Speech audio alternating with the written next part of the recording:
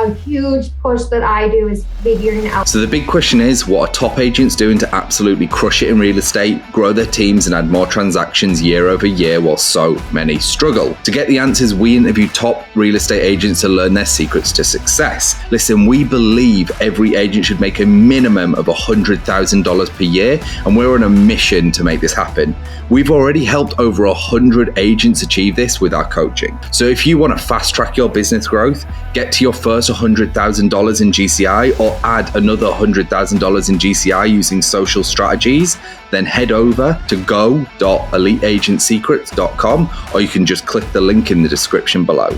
Also, just make sure to follow us, hit that subscribe button, and if you get any value from this at all, please tell a friend and leave us a review. My name is Andrew Dunn. And my name is Peter Michael.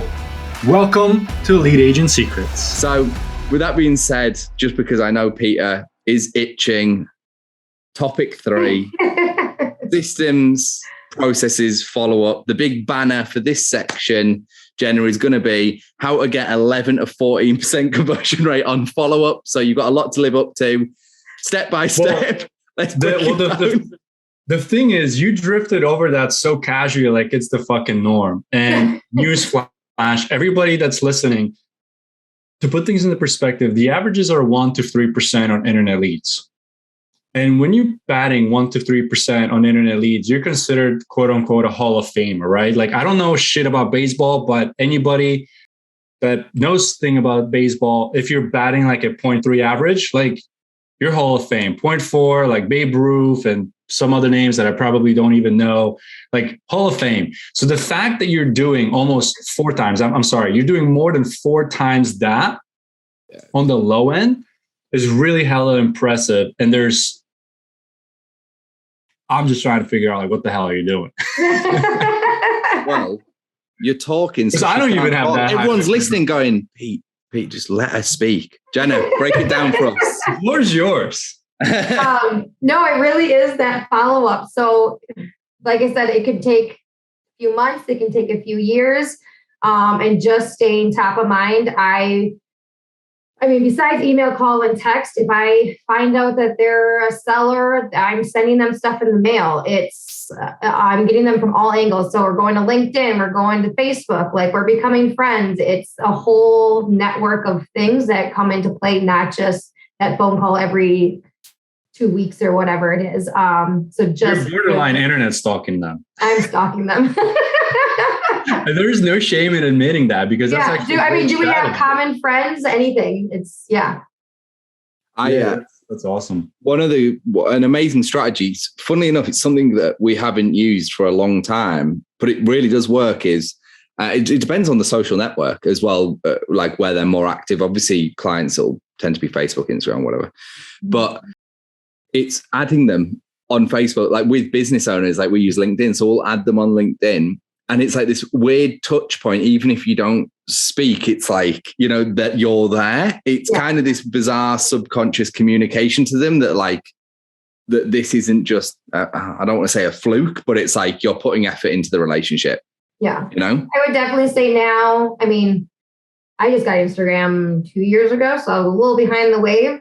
I would say for sure Instagram and Facebook gives you that personal touch that you don't get when you're making these phone calls. They're getting phone calls from all kinds of spam people. They don't know you from Rick, Adam, whatever, And so giving that personal touch, now they can kind of scroll through on their own and say, oh my gosh, this person is an actual person and they're doing things that human beings do. It's not just, I'm getting this random phone call from a telemarketer.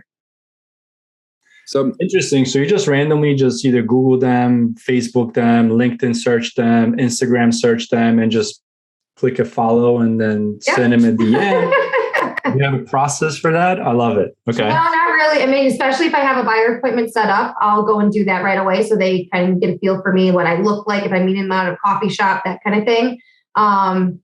Just going on to, so my CRM too looks at their email address and lets me know if they're on any of those sites. So if I don't have to actually go out and put in their name, otherwise I certainly will do that too. So do you go from initial phone call to an in-person buyer's appointment, or do you do Zoom, or what does that look like? Take us through that process at the same time.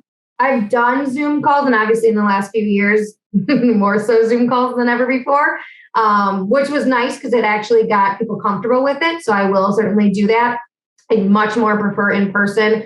I just feel there's a level of personality when you actually can be across this, and actually feel somebody's energy and their personality. So yeah, I'm much more of a face-to-face person too. Like Zoom is the next best thing, and we've had to do it, but like there is just nothing quite like feeling someone out when you're stood next to them in a room, have a cup of coffee and just getting to know them. Yeah. It's another level of intimacy, right? And you're just getting to know that person, a lot better. Yeah. So you kind of doing your follow-up, and what I think is important about your follow-up, which is I think why it's also so high, is you are not letting a lead slide. You are going, if this lead takes 5 years to convert, it's still counting, which it rightly should. But the difference is between you and everyone else is they stop counting, right? And it's so a lot of people might have a higher conversion rate, to be specific, than they think. It's just that they're not tracking, which is probably one of the biggest failings in the industry. It's like understanding your numbers and how this actually backs out, because one of the greatest things, I mean, everyone, you're in this industry, we are, all our listeners, it's one of the greatest industries for making like generational money. Mm-hmm. Like this is why everyone wants to get into it, right? The problem is that they're kind of, sold this lie, but it's like, if you just track your numbers, treat this like a business, you could put $1 in. You're like, let's use Facebook ads because we know this well, right? Let's say we put $500 in a month. We get, say, a 3% conversion rate within, say, 120 days, even if it's 180 on that $500. Our average commission, 10, 12 grand in our area, right? So $500, lead time is say 6 months, for example, say on the bad leads, 12 grand. So you're like, okay, well, what's that? Nearly 24x ROI. Apart from the fact that person, as long as you're in real estate, is going to move probably 7. If you do a good job, they'll move with you statistically 5 to 7 more times. Mm-hmm. So now you work out that for $500, if you only get one person that did that, the ROI is just ridiculous. Right, like it's like no other industry in the world. And then how many referrals and recommendations are you getting from that person too? It's just tenfold. It just starts going like just ridiculous. So that's another thing I wanted to touch on with your process with regards, you're tracking what's coming in and what's going out. Do you also track who you sell to and then who they refer to you, and like what are some of the other processes that you've built into your business to go, I know that lead that cost me that $1 ended up producing this many dollars because they referred me XYZ. Do you go that granular in your process? You literally know everything, or where do you draw the line, I guess is where what I'm wondering. Yeah, not to that degree of, hey, this person cost this much money, but I do track the source. So if it comes from a referral, who referred them, how many times has that person referred, but not from a dollar amount. But yes, the source wise. So whether if it's an online lead, which online lead, if it's a past client, if it's past client referral, if it's a sphere, a friend, whatever, that's all tracked. Got it. So now I want to do, if you can, and I'm going to put you on the spot, I'm not going to lie. If we did a timeline for all our listeners of like a lead has just come in, even if you knew roughly off the top of your head, what actions happen? Is it a phone call, text, an email, then 7 days later, then 24 days later, then whatever? Even if it's very rough, I'm just curious if for our listeners to be like, this is how I could get 11% if you follow this rough framework of a follow-up. Sure. So phone call right off the bat. And then also with that is the text and video. So the text message, it's got the verbiage, but then the video that's associated with it. And then an email, starting them on an e-alert or a listing based off of how they came to me. So in my video too, it doesn't say, hey, this is Jenna. It says, hey, I received your inquiry. Whether they did or not, they don't have to know that they didn't. They could have accidentally pushed an online lead. But if they say, no, I didn't, or that, sorry, it was a mistake, I don't care. They're talking to me now. I've got somebody live. That's great. So in that video, it says, I received an inquiry from you.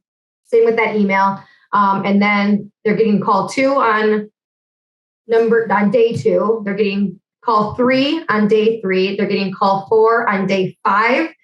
Call 5 is on day 7, and call 6 is on day 9. There we go. Holy shit. Everyone listening, there you go. I could and see. And then an email is either being associated with that call or on the opposite day of the phone call.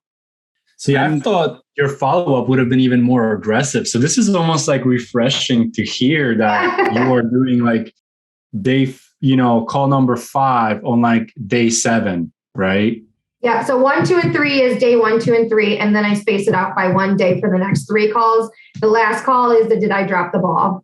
Usually people feel bad. So that's always one that gets them because they say, no, you didn't, or I'm just browsing or whatever it is. And perfect. Now I've got a live person again. Love it. Yeah. Then you get them, you start speaking to them, you push to a phone consult or something along those lines. And then you set up like the actual buyer's presentation / buyer consultation. Yeah. So once, so in that time frame of, let's say that first 2 weeks, I'm also sending them what their search criteria looks like to say, hey, is this correct? So sometimes they'll respond to that. Otherwise it's verifying. It's, did I drop the ball on those text messages? Sorry, what was your direct question? Yeah. So then like, as soon as you get somebody and they're talking to you, do you call them and you have like a quick preliminary call with them and then you push them into a buyer's, consultation with you in person? Like, what does that look like? Because one of the things that I'm kind of struggling with is like, I get somebody on the phone, we talk about projects, we talk about their criteria, but it's not like a full, let me show you my process, learn a little bit about me, let me learn a lot more about you, and let's go shopping. It's more of like, hey, this is me, Peter Michael, eXp Realty, just responding to your inquiry, just wanted to figure out what is that you're looking for. And I start going through like my qualifying questions, set them up on the search, and then I try to get them back on the phone, which I know can use a little bit of improvement because I'm not converting at 11%. So that's trying to figure out is like, what does that next step look like after you get in touch with them? Yeah. So a huge push that I do is figuring out their time frame. From their time frame, I can set up everything right off. I can set up all the tasks in the next few weeks to few months based on knowing their time frame. So once I know their time frame, I can say, hey, right now, in this market, you need to have a plan. Honestly, in every market, you need to have a plan. But in this market, you can say, this is crazy. Like a house comes on the market, you have to be ready. We need a plan. We need to get together. We need a plan that's specific to you. Each client, each home is different. And so we need to figure out what tools you specifically need, what resources you specifically need, so then I can help you. So let's get together and get that plan in place. I like it. I like it a lot. See, I feel that I do too much on the initial call. And you just do like a little touch base, you find the timeline, and then you push to that next call so you can be in front of them. So you can almost like reel them in and get them all the way sold on you before you even do anything else. Meanwhile, I'm just a little bit faster on the initial, which is almost bad. They say 70% of people go with the first agent that they meet, not talk to, but meet. So if I know that I can get in front of them, my percentage is going to highly increase. Got it. Yeah. Do you think this kind of a bit of a loaded question? I won't lie. I was going to say, do you think there's too much or such a thing as too much communication? Or absolutely. And I feel like people will let me know, they'll say, again, no changes. And I can kind of get a feel on how much to push forward or kind of scale back a little bit. Yeah. Again, if it's that time frame, if they're months out, I can push that follow up to every 3 weeks rather than every 2 weeks. If I know it's immediate, then we need to get in touch with each other ASAP. Yeah. Because one of the things that I think we do well, I think we're on the over the top side, but I think that's better where it's like that initial contact, like Peter was saying, it's like, we'll just kind of go a bit crazy. Because the idea is let's just get these fucking guys on the phone. Like, let's just do that. And like, let's make that first interaction and get that done. Bulldog. Like a bull in a china shop. Let's just fucking have at it and go for it. which is a hell of a lot better than, what the actual statistic is scary. Is it? Actually, I read this again yesterday. From an online lead, 52% of agents call them, 48% don't even call them. And then only, was it 8 or 10% call a second time? Yeah. Like that's it. Like there's like this. Yeah. Yeah. Like, so we're definitely not in that field. Right. But then it's like, well, is calling. We're almost like borderline car warranty. Don't call me. Call you two times, right? And that's cool. Like, I don't care. Like, give me a thumbs up or a middle finger. I don't care which one you give me. Just give me yay or nay. If I'm not your cup of tea, that's totally cool. I just want to know whether I'm getting you out of my database or we're going to do something, even if it's not right now. Just give me a holler. That's what a no is. A no is just not right now. Yeah, for sure. Did you go through that or not? Have you kind of found, I guess, did you just go with what you've got now and it kind of ended up working out? Or did you kind of go through an iterative process where you were calling a lot or weren't calling enough? Or how has that worked out? Because it sounds like, I like your process. Your process, this is going to oversimplify it a lot. And everyone listening, you've just heard the real thing. This is the dumbed down Andrew version, which is basically get them on the fucking phone, meet them in person. That's basically like, how am I going to close them? Get them on the phone, meet them in person. That's like 70% of it, right? Yeah. And then the rest of it will come. But yeah, so that first interaction, your current schedule now, was that what you always did? Or were you more bullish or less bullish previously? Always getting them in the very beginning, always setting up that appointment even before. So it's a buyer, right? Setting them up with that appointment before we even looked at homes was like a must have. Now I'm a little bit more flexible only because homes are going so quick. Let's just get you in this house. And then obviously we need a plan, but it's a little bit more fast paced right now where you don't have time sometimes to do that buyer appointment. We're going to do it in the house or we're going to do it immediately after at the coffee shop and then go from there. Oh, it's 100%. It's like, yeah, do you want to go view a house? By the way, you're going to have to buy this house today because it's probably going to be gone tomorrow, which is the madness of this market. But it's great. Like, listen, it's not going to be like this forever. And top producers like yourself, it's like, this is the greatest time. Like, there's so much business out here. And that's basically what we're promoting. All the people that are in these Facebook groups where they're saying real estate's shit right now. It's like, no, you just. But don't get me wrong, it's hard as hell right now. Especially to get your offer accepted, but yeah. Oh, there's definitely challenges. Numerous amount of clients out there. Yeah, absolutely. Jenna, it's been an absolute pleasure. What I want to do is I want to give you the floor. So if someone's wanting to buy or sell, send you a referral. If you've got something else going on in your life that you want to share, how can people get in touch? Whether it's phone, email, socials, website, tell the people where you're at. Sure. So my Instagram handle is Head Over Heels for Homes. I thought of that myself, so you're welcome. Big thing that people recognize me for is, my blonde hair, my laugh, and I'm always in heels. So whether it's snowing or raining, I'm in heels. And so that's where that tagline came from. So headoverheelsforhomes.com, and then Facebook is Real Estate Jenna. I love it. It's been an absolute pleasure. Everyone, we hope you enjoyed listening to this episode as much as we have interviewing Jenna. And Jenna, thank you again for coming on the show. Thank you, guys. Everyone, we will see you in the next one. Oh, and by the way, if you're interested in gaining access to our course and coaching programs 100% for free, then head over to go.eliteagentsecrets.com.